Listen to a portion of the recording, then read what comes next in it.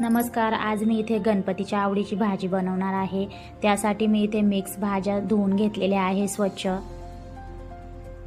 21 प्रकारच्या ह्या मिक्स भाज्या आहेत.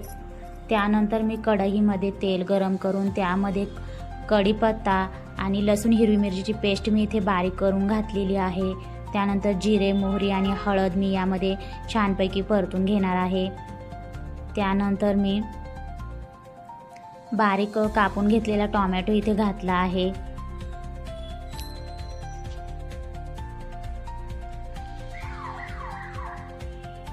सर्व भाज्या मी इथे ॲड करणार आहे आणि छानपैकी लो फ्लेमवर परतून घेणार आहे.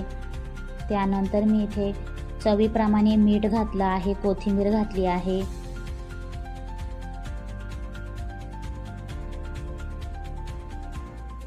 छानपैकी मिक्स करून घेऊया. ही भाजी होण्यासाठी 15 ते 20 मिनिट लागतात आपल्याला इथे. छानपैकी कमी गॅसवरती वाफेवर आपण ही भाजी करणार आहोत. आपली भाजी इथे तयार झालेली आहे.